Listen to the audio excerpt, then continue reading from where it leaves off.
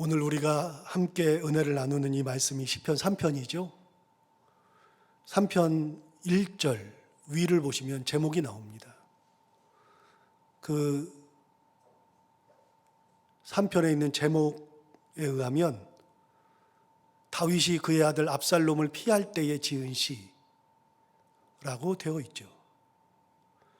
이것을 보아서 이 시는 다윗의 일생 중에서 가장 괴로웠던 시절, 그 시절에 지은 시임을 알 수 있습니다. 자기 아들이 자기를 죽이려고 할 때 도망 다니면서 지은 시니까요. 참고로 우리는 다윗을 생각할 때 위대한 왕, 우리가 본받고 싶은 귀한 신앙의 선배 등으로 기억하고 있는 것이 사실입니다. 맞습니다. 과연 그는 왕 중에 위대한 왕임에는 틀림이 없습니다. 우리뿐만 아니라 오늘날 이스라엘 사람들은 이 땅에 태어난 인간들 중 가장 위대한 사람이 바로 다윗이라고 선택하기를 주저하지 않을 정도로 다윗은 현재 이스라엘 사람들에게도 가장 위대한 왕, 가장 위대한 인물로 평가되고 있는 것이 사실입니다. 그는 평생을 하나님을 보고 살았고 왕이 되어서도 전혀 교만한 적이 없으며 하나님을 떠난 적이 없었기에 신앙인이라면 누구나 다 그의 신앙을 본받아야 한다는 것이 사실입니다. 그만큼 그는 위대한 대단한 존재입니다. 그런데 그의 일생을 보면 누구보다 큰 어려움을 가지고 살았던 고뇌의 인물이었습니다. 자기 뜻대로 무언가를 해본 적이 거의 없을 정도니까요. 왕이 되겠다고 한 적이 없는데 어느 날 갑자기 사무엘이 찾아와서 자기에게 기름을 부으면서부터 그의 고난은 시작되었습니다. 나를 왕으로 선택해 주세요 한 적이 없잖아요. 그런데 하나님의 뜻에 의해서 기름이 부어졌고 너는 이제부터는 이스라엘의 2대 왕이라는 선포를 받았는데 그때부터가 고난의 시작입니다. 내 의지랑은 상관이 없었습니다. 이스라엘과 블레셋 간의 전쟁이 있었을 때 다윗은 전쟁에 참가할 수 있는 나이가 아니었습니다. 전쟁에 참가할 수 있는 나이는 20살이 넘어야만 되었는데 다윗은 그 당시에 10대였습니다. 그러니까 10대에 이미 기름 부음을 받았고 10대의 나이에 전쟁도 참여할 수 없었는데 어느 날 전쟁에 참여한 형들에게 3명, 위로부터 3형이 전쟁에 참여했는데 그 전쟁에 참여한 형들이 잘 있는지 보고 와라 하는 아버지의 명을 받고 형들에게 전달할 도시락을 들고 전쟁터에 갔다가 골리앗을 만났습니다. 10대의 나이에 골리앗을 만난 거죠. 당시에 골리앗은 이스라엘 진영 앞에서 큰 난리를 피웠습니다. 누구든 나와 함께 싸우자 하는데 나서는 사람이 없었고 심지어는 하나님을 모욕하고 있었음에도 불구하고 이스라엘 진영에서는 어느 누구도 나간 사람이 없었을 뿐만 아니라 사울왕조차도 그 골리앗을 제어하려고 나서지도 않았습니다. 나가봐야 뻔하니까요. 죽을 것이 뻔하니까. 그러니까 그 전쟁은 이미 진 전쟁이나 다름이 없었습니다. 의도치 않게 그곳에 있었던 다윗이 그 광경을 보게 되었고 의문이 생겼습니다. 다른 것은 모르겠는데 하나님을 모욕하는 것은 참을 수가 없었습니다. 20살도 채 되지 않은 아이가 골리앗과 싸우겠다고 나섰고 모두 다 말렸고 형들은 너 여기까지 와서 우리를 무시하고 우리를 이렇게 분나게 하지 하면서 형들이 이야기하는데도 싸운다고 하고 심지어는 사울왕까지도 야 우리도 아무도 안 나가는데 10대인 네가 나가서 뭘 어떻게 하겠다고 하는데도 불구하고 다윗이 나가서 싸우겠다고 했고 결국은 그 싸움 속에서 다윗이 물맷돌로 골리앗을 죽이는 놀라운 일이 생겼습니다. 그렇게 의도치 않게 전쟁 영웅이 되었는데 그 전쟁을 마치고 돌아올 때 기쁨이 넘치고 하나님 앞에 감사하면서 돌아올 때 이스라엘 전역에서 이상한 노래가 만들어져서 사람들이 부르는 소리를 들었습니다. 여자들이 만들었고 아이들이 그 노래를 부르기 시작했는데 그리고 여자분들은 그 노래를 부를 때 나와서 춤을 추면서 노래를 불렀는데 그 노래가 무엇이냐면 사울이 죽인 자는 천천히요 다윗은 만만이로다. 성경에는 그냥 써 있으니까 그냥 사울이 죽인 자는 천천히요, 다윗은 만만이로다 그러니까 그냥 뭐 말하는 것 같지만 그거는 노래였습니다. 노래로 만들어서 불렀습니다. 이 노래를 다윗이 만들라고 한 적이 없잖아요. 내가 전쟁 영웅이니 그렇게 만들어 달라고 한 적이 없죠. 자기 의지가 아니었는데도 사람들이 그 노래를 만들어서 불렀고, 그 노래 때문에 다윗은 사울의 큰 미움을 받았습니다. 그리고 그의 고난은 더욱더 큰 고난 속으로 들어가게 되었습니다.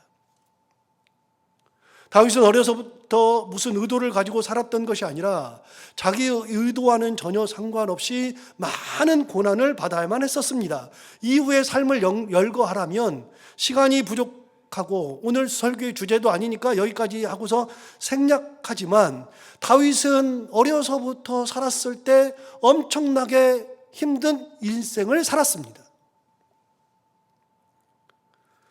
왕이 되기 전부터 10수년간을 도망 다녀야 했었고, 왕이 되고 나서도 끊임없는 고난, 어려움, 피눈물 등을 흘리면서 사는 인생을 살았습니다. 왕이니까 다 된 겁니까? 왕이 되어서도 큰 괴로움의 삶을 살았는데, 특별히 자기 자식들이 죽고 죽이는 혈육상잔의 비극을 지켜봐야만 했었습니다. 그래서 신학자들은 다윗을 논할 때 여러 부분에서의 다윗을 이야기하지만, 다윗을 이야기할 때 꼭 빼놓지 않고 이야기하는 것 중에 하나는 다윗은 가정교육에 실패했다. 다윗은 가정교육에 실패한 인물로 꼽습니다. 다윗은 왕이었으니 부인이 여럿이 있었고 당연히 배다른 자녀들이 참 많았습니다.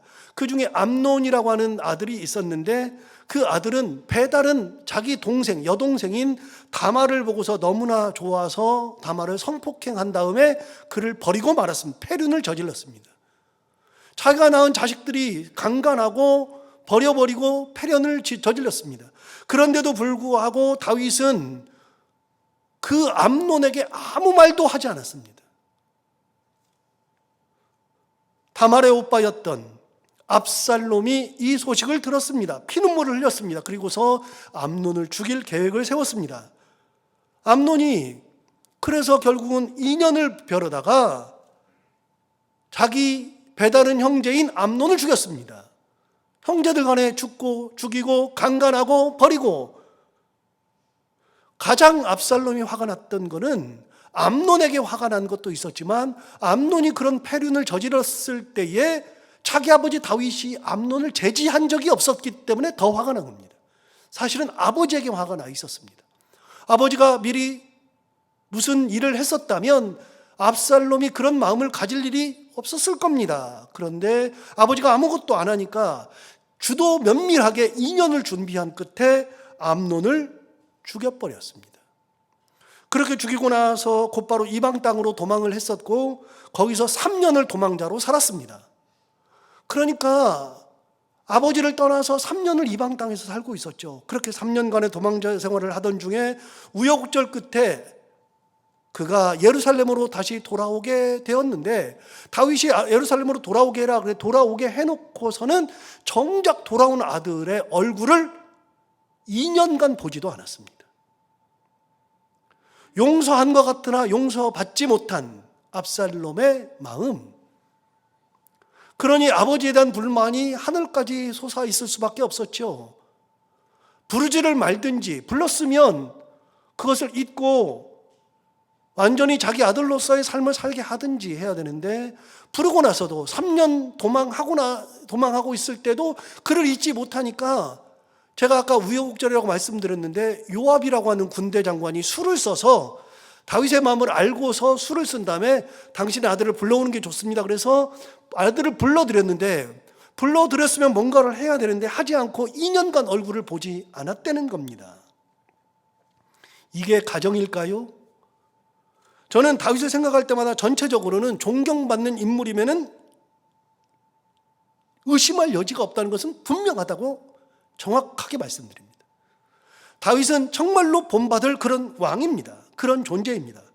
어떤 환경과 여건 속에서도 하나님을 의지하고 살았다는 것 한 가지만으로도 그의 신앙을 본받아 마땅하다고 생각하지만, 반면으로 그의 가정과 같은 그런 가정을 만들어서는 안 되겠다는 생각을 항상 하게 됩니다. 가정의 최고 실패작은 다윗의 가정에 있었습니다. 자식들 간의 강간, 살인, 부모와의 원수 보는 듯한 관계를 맺은 것은 있을 수도 없고 절대 있어서도 안 되는 최악의 경우잖아요. 그 일들의 끝에 압살롬이 자기 아버지를 죽이고 왕위를 찬탈하고 자기가 그 자리에 오르겠다 그래서 도망가면서 지은 시가 바로 오늘의 본문입니다. 여기까지 생각하고서 오늘 본문을 대하면 다윗이 무슨 마음으로 이 시를 지었겠구나를 알 수 있죠. 제목을 다시 볼까요? 제목을 보시면 다윗이 그의 아들 압살롬을 피할 때에 지은 시라고 되어 있는데, 이 시의 제목을 통해서 알 수 있는 거 한 가지는 다윗 가정의 비극을 알 수 있습니다. 이것을 염두에 두고 오늘 시를 보면 1절을 먼저 보시면 이렇게 말합니다. 여호와여, 나의 대적이 어찌 그리 많은지요, 일어나 나를 치는 자가 많으니이다. 다윗이 생각하니 대적이 엄청나게 많은 겁니다. 어찌 그리 많은지요, 어찌 그리 많은지요, 일어나 나를 치는 자가 많습니다 라고 이야기를 한 겁니다. 자기 자식까지도 자기를 죽이려고 하고 자기가 앉은 자리를 차지하려고 하니 세상 사람들이 다 자기를 대적하는 것 같은 느낌을 받게 되었을 겁니다. 그런데 실제로 다윗은 다른 나라와의 전쟁은 피할 수는 없었을 것이 분명합니다. 왕이었으니까요. 그들이 대적이 되는 것은 마땅하고요. 그걸 대적이라고 말할 수는 없고요. 그건 왕으로서 숙명이니까요. 그런데 다윗의 일생에 내부의 대적이 진짜로 많았습니다. 아까 사울 왕을 얘기했었습니다. 도망을 엄청 다녔습니다. 자기를 죽이려고 3,000명이나 되는 군사를 동원해서 쫓아다녔습니다. 자기가 잘못한 것이 하나도 없는데 그저 골리앗을 죽인 것밖에는 없는데 그 사건으로 인해서 괴로움이 시작되었고 왕위를 찬탈할 거라는 그런 헛된 망상을 가진 사울 때문에 수년간을 도망 다녀야 했었습니다.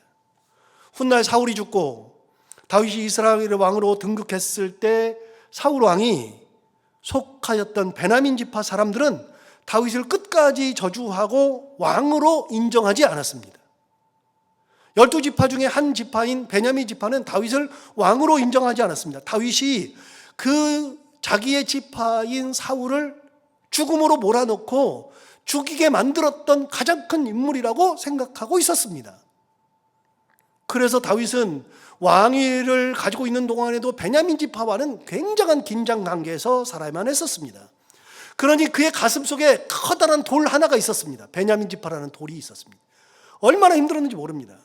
그와 함께 평생을 동고동락했던 요압은 군대 장관이 되어서 다윗이 죽을 때까지 그 지위를 지켰습니다. 그러니까 도망 다닐 때부터 다윗이 죽을 때까지 40년, 50년 넘게 다윗과 함께 했었던, 다윗이 왕위를 40년 지켰으니까요. 그 전부터, 그러니까 50년 넘게 다윗과 함께 했었던 요압이라고 하는 존재는 다윗에게서는 굉장히 중요한 존재였고, 요압이 군대 장관으로 처음부터 끝까지 다윗을 도왔습니다. 그러나 요압은 다윗에게 있어서 가장 큰 골칫거리였다고 수요 성경 공부 때 6개월을 제가 말씀드린 적이 있습니다. 요압은 다윗의 말을 무시하기 일쑤였고 그 결과 다윗이 하지 말라는 것은 하고 하라는 것은 하지 않고 군권을 쥐고 있으니 가장 힘이 센 그가 다윗의 옆구리에서 가장 큰 악을 행하고 있었으니 제거할 수도 없고 제거되지도 않는 그런 악을 옆에다 두고 살았습니다. 다윗은 요압이 가장 큰 숙제였죠. 그래서 죽을 때 자기 아들 솔로몬에게 유언하기를 요압을 편히 죽게 하지 말아라, 머리 써서 죽여라, 이게 유언이었습니다. 그는 평생 자기 마음과 다르게 순간순간 많은 대적에게 시달려야만 했었습니다. 특별히 아들에게 도망다니는 지금 도성인 예루살렘을 버리고 마하나임으로 몽진을 가면서 생각해보니 자기 신세가 너무나도 처량한 겁니다. 첫 마디가 뭐냐면 여호와의 나의 대적이 어찌 그리 많은지요. 이해되시잖아요. 여호와의 나의 대적이 어찌 그리 많은지요. 얼마나 일어나서 나를 치는 자가 많으니이다 라고 이야기한 겁니다. 여러분, 저는 다윗을 생각할 때마다 그의 시당을 본받아야겠다는 결심을 하기는 하지만 아까도 말씀드렸습니다. 다윗처럼은 살지 않아야 되겠다 하는 생각을 할 때가 참 많이 있습니다. 특별히 가정교육에 실패했던 대표적인 인물이었고, 평생을 미움을 받으면서 살아야 했었고, 이리저리 도망을 다니면서 진짜 큰 괴로움 중에 살았던 인물이었으니, 우리가 다윗을 본받아야 된다고 이야기하지만 구분해서 본받아야 되는 거고, 다윗처럼 살아야 되겠다고 말하면 여러분, 다윗처럼 10대부터 도망 다니고 가족에 어려움이 있고 요압과 같은 옆구리에 칼을 들고 있는 사람이 있어야 하고, 함부로 다윗을 본받아야 된다 이런 소리를 하면 안 되는 겁니다. 우리도 여러분 살면서 그런 일들이 많이 있잖아요. 이런저런 일 때문에 고민하고 괴로워하고 힘들어하는데 아무리 그래도 우리는 다윗만큼은 아닙니다. 가만히 보세요. 우리도 피눈물 흘릴 때가 있긴 합니다. 그러나 여러분, 우리도 기도 제목 때문에 헤어나오지 못할 때가 있습니다. 그러나 우리는 다윗만큼은 아닙니다. 사실 우리가 자녀들 때문에 고민을 하는 경우가 진짜 많은데, 이렇게 암논과 같은 자녀, 압살롬과 같은 자녀들은 없으니까요. 그런 정도는 아닙니다. 그러니까 우리가 가진 어려움이 크지 않다, 그건 아니고요. 크긴 큽니다만, 한편으로 생각하면 우리가 가지고 있는 이 고난과 역경과 괴로움과 힘드는 거는 정말로 감사한 거구나. 여러분, 이 땅을 살아가면서 고난이 없는 사람이 어디 있습니까? 괴로움이 없는 사람이 어디 있습니까? 힘드는 것이 없는 사람이 어디 있습니까? 돈 문제로 걱정하지 않는 사람이 어디 있습니까? 건강 때문에 걱정하지 않는 사람이 어디 있습니까? 다 있습니다. 예수 믿으면 만사 형통입니까? 그렇게 전도하면 안 된다 그랬잖아요. 예수 믿으면 지금부터는 불행이 사라지고 행복만 찾아온다, 그렇게 전도하면 안 된다 그랬잖아요. 솔직하게 전도해야 된다 그랬잖아요. 예수 믿는다 그래도 고난과 역경은 똑같이 있습니다. 설교하면서 계속 말씀드리지만, 여러분, 예수 믿는다고 고난과 역경이 사라지는 게 아니고요, 똑같아요. 그런데 예수 믿으면서 은혜가 깊어지면서 신앙이 깊어지면서 달라지는 거는 뭐냐면요, 그런 고난과 역경을 당했을 때 옛날에는 어떻게 했냐면 거기에 파묻혀가지고 헤어나오지 못하고 괴로워하고 힘들어하고 있는데, 예수를 제대로 믿고 신앙이 깊어지면 깊어질수록 그런 거를 놓고서 하나님의 은혜로 극복해 나가는 거예요. 기도하면서 이겨내는 거예요. 여러분, 다윗은 말할 수 없는 대적이 있었습니다. 자식들마저도 그랬습니다. 2절을 볼까요? 많은 사람이 나를 대적하여 말하기를 그는 하나님께 구원을 받지 못한다 하나이다. 가장 뼈아픈 말을 들었습니다. 사람들이 하는 말이, 사람들이 이 사람 저 사람 정말 많은 사람들이 나를 대적하면서 뭐라 그러냐면, 야, 너 천하의 다윗이라 할지라도 이제 안 돼. 네 아들이 너 죽이려고 하고 너 도망 다니고 있지? 너 안 돼. 너 마하난까지 도망가고 있잖아. 너 안 돼. 네 인생 끝났어. 하나님도 너를 구원하지 못하셔라고 이야기한다는 겁니다. 다윗은 다른 거는 다 용납하고 참겠는데 하나님과 관련된 거는 다윗은 접은 적이 없습니다. 그런데 뭐라 그래요? 그는 하나님께 구원을 받지 못한다. 한 사람이 이렇게 말을 해도 가슴이 무너집니다. 원래 사람의 말은 사람을 살리기도 하고 죽이기도 합니다. 사람의 혀가 그렇습니다. 우리 다 경험하잖아요. 한마디를 해도 사람을 기분 좋게 하고 세워주고 사람에게 힘과 용기를 주는 말을 하는 사람이 있는가 하면, 한마디를 해도 왜 이렇게 가시돋친 말을 하고 사람을 끄집어내리고 기분 나쁘게 하고 가슴에 상처를 주는 말을 하는 사람들이 꼭 있다니까요. 여기 그러잖아요. 많은 사람들이 하는 말이, 네가 지금은 이렇게 해도 하나님의 은혜 가운데 다시 일어서리라, 내 아들이 다시 돌아오리라, 이렇게 말해주면 얼마나 좋아요. 끝까지 우리 하나님 앞에 같이 하나님의 은혜 가운데 이겨내보자, 이렇게 말하면 얼마나 좋아요. 힘과 용기를 주면 얼마나 좋아요. 그런데 많은 사람들이 대적하면서 하는 말이 뭐라 그러냐면, 그는 하나님께 구원을 받지 못한다. 쑥덕쑥덕거리면서 얘기하는 거예요. 얼마나 마음이 상하는지 모릅니다. 여러분, 사람은 말을 해도 기분 좋게 할 수 있는데, 힘이 되게 말할 수 있는데, 사람을 세워줄 수 있는 말을 할 수 있는데, 뭔가가 안 되면 참 사람 몰라보네, 그래봐야 자기만 손해지. 괜찮아. 너에게 기회가 또 있어. 하나님께서 네 길을 인도하실 거야. 그렇게 말해주면 얼마나 좋아요. 그런데 한마디를 해도 꼭 거봐, 네가 그렇지 뭐. 네가 하는 일이 그렇지 뭐. 네 인생이 그렇지 뭐. 남 탓할 거 하나도 없다. 네가 뭐 문제지. 그렇게 말할 수 있고, 뭔 모임을 해도 모임 가운데서 한마디를 해도 그렇게 기분 나쁘게 말하는 사람이 꼭 있어요. 저는 그걸 뭐라 그러냐면 재주가 참 좋다고 말해요. 왜 이렇게 기분 나쁘게 하는 것도 재주가 좋은지 몰라요. 엄청 재주가 좋은 사람이 있어요. 하는 말마다 비수가 꽂히는 진짜 재주 좋은 분들이 있어요. 말 한마디로 천냥 빚을 갚는다고 했는데 예수 믿으면서 예수님의 마음으로 사람을 대하면 사람을 살리는 말을 하게 마련이고, 그래서 저는 말을 함부로 하고 상처를 주는 사람의 신앙은 별로 인정하지 않습니다. 예수를 제대로 믿는 게 아닙니다.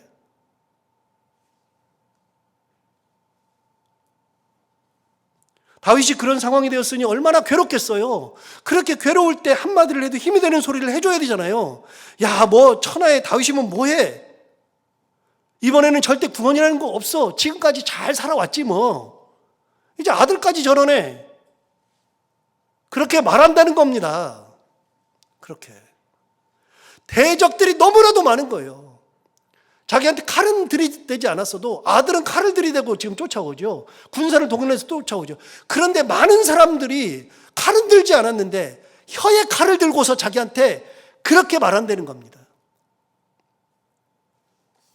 세상에 자기 편이 하나도 없는 겁니다. 너무 외로운 겁니다. 너무 괴로운 겁니다. 진짜 사람을 의지할 수 없게 만듭니다. 저는 이 말이라고 하는 거, 이제 요즘 그 새벽 기도 때 이제 야고보서를 하는데요. 이제 이번 주에 말에 대해서 이야기가 나옵니다. 사람의 말이 뭐냐. 이번 주나 다음 주쯤에 사람이 말을 해도 정말 예수 그리스도의 마음을 가지고서 살리는 말을 하는 거예요.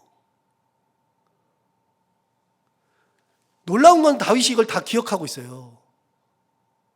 많은 사람들이 하는 거를 다윗은 다 알고 있어요. 그 사람들이 여기다가 누군가가 나에게 말하기를 하나님의 은혜가 있으니 끝까지 이겨내자, 그런 말을 했으면 이런 말을 썼을 텐데 그런 말 안 하니까 딱 알고 있잖아요. 다 기억하잖아요. 그때 다윗의 신앙이 나옵니다. 사람은 의지할 게 없잖아요. 3절 볼까요? 3절. 여호와여, 주는 나의 방패시요 나의 영광이시요 나의 머리를 드시는 자이시니이다.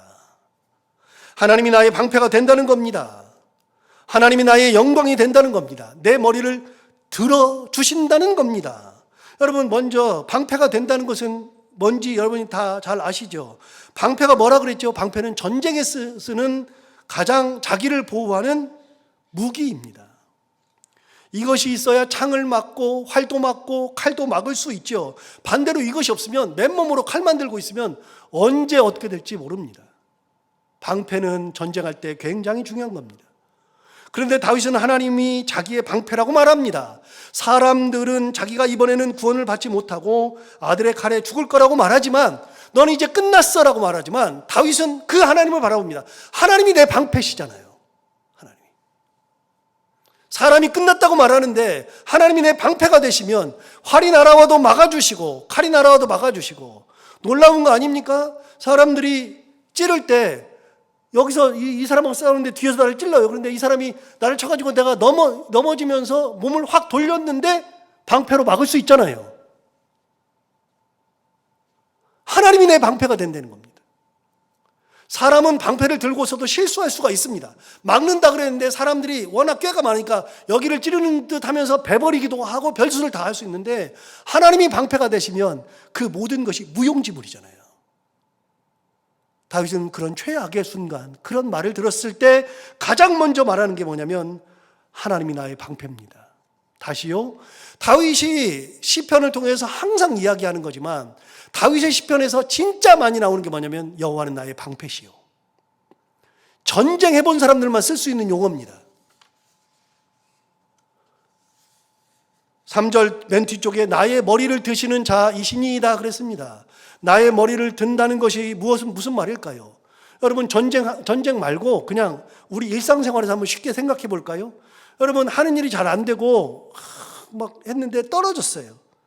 그리고 손해를 엄청 봤어요. 그러면 그 사람이 고개를 뻣뻣이 들고 다닙니까? 고개를 푹 숙입니까?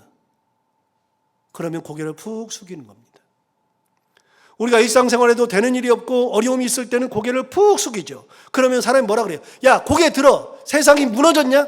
고개 들어. 그런다 그래서 고개가 들어지는 게 아닙니다. 마음이 이미. 고개를 푹 숙이는 사람들은 패잔병들입니다. 전쟁터에서는 당연히 그렇습니다. 여러분 기억하십니까? 우리나라 역사에서 병자호란 당시에 당시의 왕이었던 인조가 남한산성에서 진을 치고 있었던 청나라 태종에게 갔습니다. 이미 나라가 무너진 겁니다. 정묘호란 이후에 병자호란이 있었는데 그 병자호란 때 나라가 무너지게 되었을 때 인조가 가서 나는 이제 당신의 신하입니다 라고 머리를 조아렸죠. 그 앞에 호란이 2번 있는데, 이제 호란은 2번 있죠. 외란은 2번 있고요. 그래서 일본 사람들이 한 거는 외란이잖아요. 임진왜란. 7년 후에 다시 일어난 것은 정유외란이지만 2번째 일어났다 그래서 정유재란 그랬잖아요. 선조 때. 호란은 청나라가 쳐들어온 것이 호란입니다. 정묘호란, 병자호란 2번이잖아요. 정묘호란 때 그때 청나라가 생기지도 않았습니다. 그러니까 당시에 황제도 아니었고 조선은 명나라랑 있으니까 청나라가 우리랑 화친하자 그러는데도 화친을 안 하니까 그때 쳐들어왔었잖아요. 그게 정묘호란이잖아요. 그때 청나라가 내세웠던 조건이 우리랑 형제관계를 맺자. 형제. 그런데 그때 안 들어줬어요. 그리고 싸웠어요. 정묘호란이 지나갔어요. 몇 년 후에 이제 병자호란이 일어났잖아요. 병자호란 때는 와가지고 무슨 말이냐면 너희들랑 형제관계를 못 맺는다. 이제부터 군신관계를 맺는다. 그래서 왕과 신하. 그래서 인조가 남한산성 여기 가가지고서 머리를 조아리면서 절하면서 군신관계를 맺었잖아요. 그리고서 청나라가 이제 떠나갔잖아요. 그때 그걸 뭐라 그러냐? 삼전도의 굴욕이라고 합니다. 삼전도에서 3번을 절했는데 왕이 고개를 들지 못하고 왕이 고개를 숙인 채 청나라 태종이 앉아있을 때 거기서 세 번을 절하는데 한 번 절할 때마다 머리를 땅바닥에다 3번씩 쳤습니다. 피가 줄줄줄줄 나는데 3번 치고 다시 절하면서 3번 치고 3번째 절하면서 3번 치고 그래서 3번 절하고 9번 머리를 땅바닥에다 박았던 우리 역사에 있어서 수치 중에 수치였던 병자호란이 일어났잖아요. 누구만 그렇게 합니까? 왕은요, 정복자들은 절대로 고개를 숙이지 않습니다. 누구만 고개 숙입니까? 패잔병들만 고개 숙이고요. 그런데 하나님께서 다윗에게 어떻게 하느냐? 하나님은 내 머리를 드시는 자이십니다. 사람들이 내 머리를 들어주지 못합니다. 하나님이 내 머리를 들어주시는 분입니다. 기가 막힌 표현을 하잖아요. 이거는 그 전쟁 용어를 알고 상황을 알면 이 표현을 볼 때 다윗의 마음이 어땠을까? 사람들은 막 얘기하는데 그 소리 속에서 상처가 엄청 되는데 자기 마음은 누구를 향하고 있느냐? 나는 하나님을 향하고 있습니다. 하나님의 그 높은 섭리를 봅니다. 사람들이 뭐라 그래도 하나님이 내 방패 되시고 내 영광이시고 내 머리를 드시는 분이 하나님이십니다. 이게 다윗의 신앙이라는 겁니다. 가정을 본받을 수는 없어도 그 신앙을 본받을 수는 있는 겁니다. 우리가 세상을 살아갈 때 머리를 숙일 일이 없습니다. 우리는 패잔병이 아닙니다. 우리는 세상에서 실패하지 않았습니다. 우리는 어느 곳에 있어도 하나님께서 우리를 붙드시고 인도하시고 하나님께서 우리와 함께 하시는 분이니까 하나님이 나를 머리를 숙이게 안 합니다. 여러분 자녀들을 보세요. 자녀들이 머리를 숙이면 엄마가 뭐라 그래요? 부모가 뭐라 그래요? 야, 왜 그러냐? 괜찮아. 머리 들어. 고개 들어. 괜찮아. 여러분 우리가 자녀들 키우면서 그러는 거 아닙니까? 다윗은 그 하나님을 본 겁니다. 여러분 최악의 순간에서 바라봐야 되는 분은 하나님이라는 겁니다. 5절 볼까요? 내가 누워 자고 깨었으니 여호와께서 나를 붙드심이로다. 이게 표현을 하면 기가 막힌 겁니다. 다윗이 자고 깼는데 하나님께서 붙들고 계신다는 겁니다. 저는요 이 구절이 진짜로 좋습니다. 5절이 엄청나게 좋습니다. 왜요? 다윗의 입장에 생각해 볼까요? 다윗은 지금 아들과 전쟁 중입니다. 언제 어떻게 될지 모르죠. 그런데 그나마 깨어 있을 때에는 혹 잘못된 일이 생겨도 내가 깨어 있으니까 대처가 가능하잖아요. 그런데 여러분, 깨어 있을 때 내가 보면 대처가 가능해도 능력 바뀌면 대처가 안 됩니다. 인간은 능력만큼만 한다 그랬어요. 그게 실력이라 그랬어요. 실력만큼만 하는 겁니다. 눈을 떠도 내가 할 수 있는 것을 넘어서면 못하는 겁니다. 그래도 웬만한 건 다 합니다. 눈을 뜨면. 그런데 눈을 뜨고 있어도 내가 안 보는 곳에서 일하는 것은 모르는 겁니다. 대처가 안 됩니다. 여러분, 이제 우리 교회 지난 수요일에 갑자기 점심때쯤 됐는데 양조사한테 전화가 왔어요. 제가 이제 사무실에 있는데, 목사님 큰일 났습니다. 무슨 큰일이 났나 했더니 물탱크가 터져가지고 교회로 그 계단으로 물이 막 줄줄줄줄 내려오는 겁니다. 그거 옥상에 올라가가지고요, 가서 이 탱크 있는 그 방을 봤더니 물이 3분의 1이 차 있어요. 이미 탱크가 터져가지고 그 물이 막 교회로 막 쏟아져 내리는 겁니다. 그거 본당으로 내려오지 않게 1층에서 빠져나가게 이렇게 해놓고, 물고만 해놓고 거기 올라가가지고서 파이프로 막 빨아가지고 물을 쭉쭉쭉 두 개를 빼고, 그것도 안 돼가지고서 큰 이 다라이 비슷한 거 갖다가 그 방에 들어가가지고 3분의 1 물을 밖으로 막 퍼냈습니다. 발이 얼마나 시려운지요. 나중에 봤더니 그렇게 해봐야 되지도 않아요. 파이프가 터져가지고요, 2개가 완전히 깨졌어요. 이렇게 큰 80mm 되는 이 파이프가 깨져버렸는데, 동파됐는데 2개가 빼졌어요. 80mm, 65mm 2개가 깨져. 나중에 보니까요, 진짜 그게 깨졌더라고요. 야, 이게 어떻게 깨지? 쇠가 깨지냐? 쇠가 깨져요. 깨져가지고 2동강이 나 있어요. 거기서 물이 막 콜콜콜콜 나오는 겁니다. 수돗물 계속 틀어놓고서 이것만 펐는데, 나중 보니까 수돗물을 잠가야 돼서 교회 수도를 잠그고서 보니까 그때부터 이제 물이 안 나. 그래서 퍼냈고 상황을 정리하고, 엊그저께 금요일에 점심 먹고 나서 비가 추적추적 오는데 그 사람들 일한다고 와가지고 거기 지켜본다고 한 3시간 넘게 거기 서 있었더니 비를 얼마나 맞았는지 나중에는 어깨가 시려가지고 집에 들어가서 옷 좀 갈아입고 나와야지 들어갔는데 한기가 와가지고 큰일 났다. 잘못하면 아프겠다.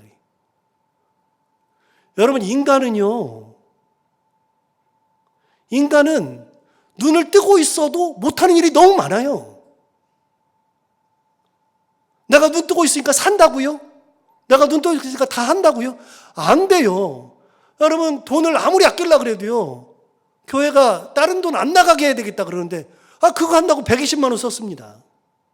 그냥 불러다가 그 사람들 공사시키는데 진짜 쓸데없는 돈 쓰는 거잖아요. 근데 그걸 안 쓰면 되나요?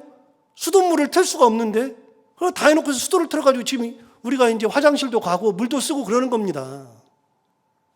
눈 뜨면 되는 겁니까? 눈을 떠도 안 되는 겁니다. 특히 전쟁터에 있는 사람들은요, 눈 떠도 안 됩니다. 이게 언제 날아올지 모르는 화살을 어떻게 막습니까?